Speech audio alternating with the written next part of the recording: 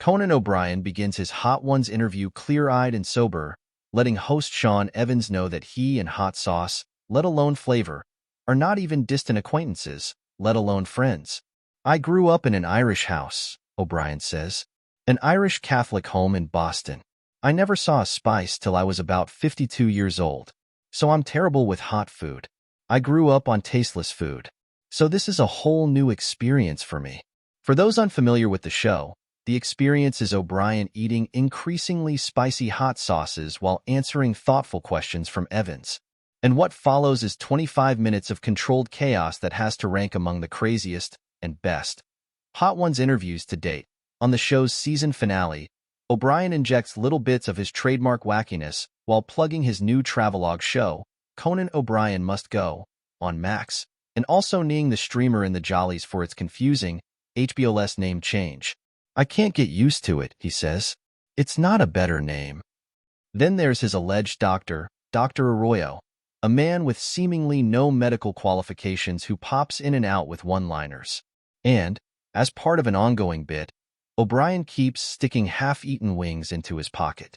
Surprisingly, though, O'Brien is eating the hot sauce like a champ, and he gets more candid the hotter the wings get, displaying an uncomfortable, for him, or for us, amount of seriousness. O'Brien discusses the worst thing a guest can do on a talk show, turning to the audience and remarking how bad it's going.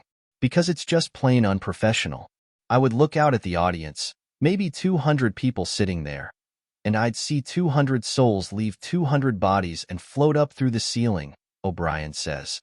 "Because they were just told they were not getting a good show. No, that's not show business.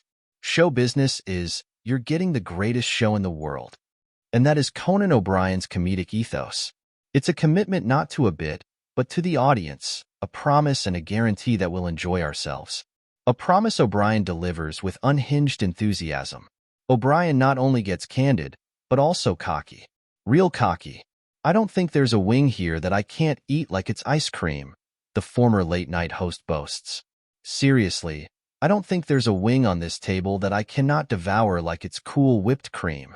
He then shares a harrowing tale involving a misunderstanding with a water buffalo and recalls writing Saturday Night Live sketches at David Letterman's desk in the 90s, only to take over for Letterman as host of Late Night. By this point, the spice level has gone up several notches, so O'Brien matches, then exceeds, that energy. Slathering his latest wing in an atomic-like hot sauce and then garishly licking it off, O'Brien screams at Evans, "Come on, man. Are we doing this or not? Are we doing this or not? What's the point of even being alive if we can't do this?" His lavish pompadour shakes vigorously with each exclamation. Evans begins to struggle and hiccup with the heat, and finally, his guest is forced to admit, "This one, I'm not gonna lie, I'm feeling it a little bit. It's just starting to peek through." Minutes later, O'Brien realizes he might have made a terrible mistake. "I don't have a lot of regrets in my career," he says, holding up the sauce he had been so cavalier with earlier. "But, pouring this onto the wing and then licking it off in retrospect, I'm starting to feel some sensations." Doubling down on his past mistakes, O'Brien takes the next sauce, bathes his wing with it, then rubs it on his hands, onto his mouth, and on his nipples all over his button-up shirt, exclaiming, "I've never felt so alive. I'm erect for the first time in 15 years. At the hottest of the hot sauces, O'Brien takes a swig from the bottle and wonders what's wrong with him and why he can't feel. Then the horror slowly creeps over his watery eyes as the sauce builds on his tongue. His eyes red, his mouth caked in drool, O'Brien yells affirmatively at Evans, "I'm fine. I'm perfectly fing fine."